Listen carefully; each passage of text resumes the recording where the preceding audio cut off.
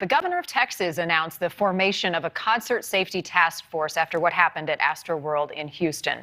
Governor Greg Abbott says the group will include state agencies, music industry representatives, law enforcement, among others. Marty Lancton is the Houston Professional Firefighters Association president, and he is part of that newly created task force, and he is joining us tonight. Marty, we appreciate your time.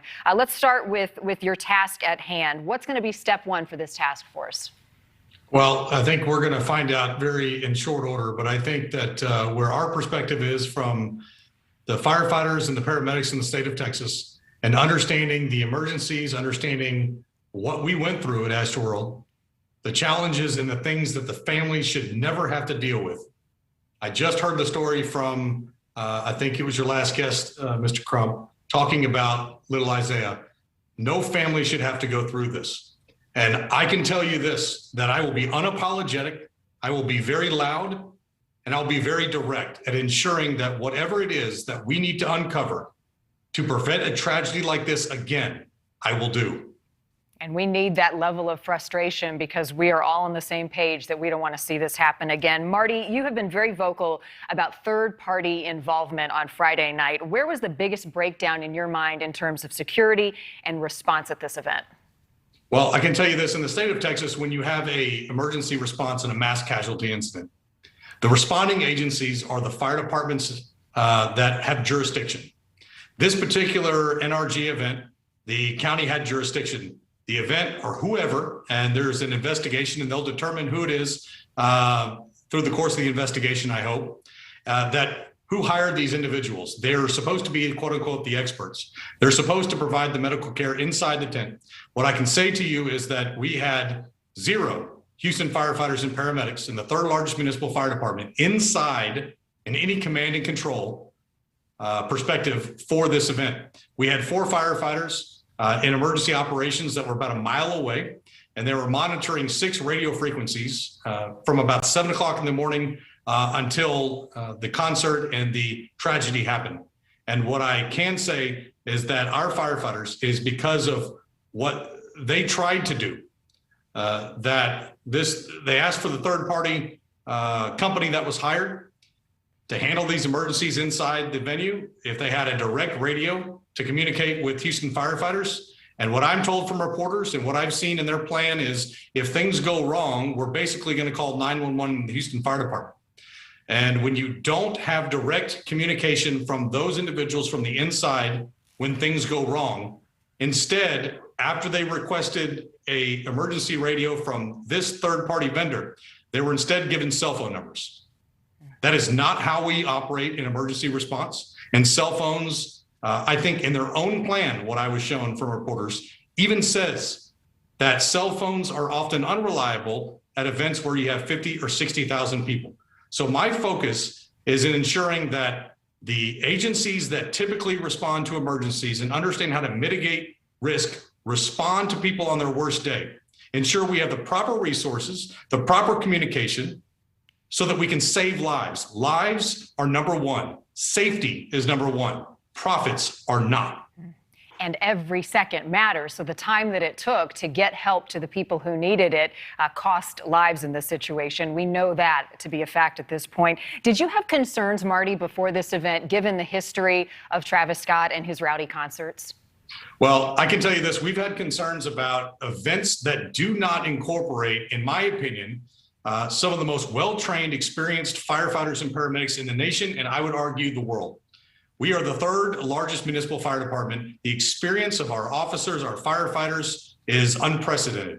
And when you don't have the agency that does emergency response every day, utilizes the incident command system. And what that means is, if you had people on the inside that had some kind of command and control, you would be on the radio requesting resources the minute you saw something happening. Seconds count when it comes to lives. I will be unapologetic, and I've already tried to be silenced, by the way, by city officials, even today. In this case? Yep. Who's silencing you? I'll get into that another time, but I will tell you I won't be silenced. And what I've continued to tell people is that I will tell the truth as I have the information. The families are owed transparency, they're owed the truth, and they're owed not only the facts as they're presented, but be able to understand because we don't have the facts. I'm not investigating the criminal investigation. What I can say is on behalf of the firefighters and paramedics, what the experiences they have gone through and what they had to do. There were 4 firefighters in emergency operations about a mile outside the perimeter.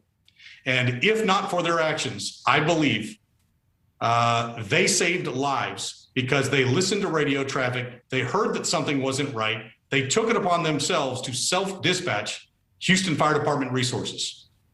Well, Houston Fire Department absolutely has the ability, absolutely has the skill and the knowledge to ensure that in people's worst day, we're going to do everything we can to make sure we get to them, and we're going to save as many lives as possible. Marty, it doesn't make sense to me why someone would not want to hear all voices, especially those coming from the fire department in an investigation like this. You don't have to say who's telling you not to speak, but why would somebody tell you not to talk about what you've seen and your experience?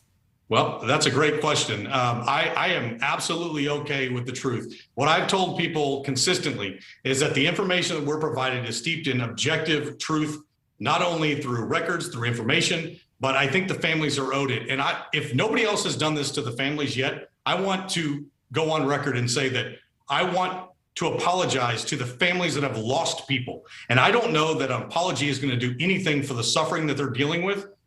But it's about time that people actually evaluate the situations that are going on, be truthful so that it never happens again. And so what I applaud Governor Abbott, and I want to thank Governor Abbott for focusing on this issue, because this is not a partisan issue. This is a life safety issue. What's the ugly truth? What's the ugly truth here? The ugly truth is people died. The ugly truth is tragedies sometimes cannot be prevented, but sometimes they can. And I understand that there is an investigation, and I am looking forward to understanding what it is, because in the fire service, we understand that incidents happen and we do debriefs. We understand communication. We understand the breakdowns, because you can't learn from the tragedies to prevent them in the future, then you're not doing your job. And I said this before, I am not here to placate to anybody. What I am here to do is to ensure that we get to the bottom of the truth. We understand what happened and understand that firefighters and paramedics in Texas, their only job and their oath is to get to the citizens on their worst day when they're hurt and injured, and to provide the right resources at the right time. But the number one thing is communication. If you don't have proper communication, there's a breakdown in the system. Marty, I'm out of time, but if you could sit down with one person involved in this investigation right now, who would it be? The families. Thanks for watching. Click the red subscribe button below so you can get more of NewsNation's fact-driven, unbiased coverage.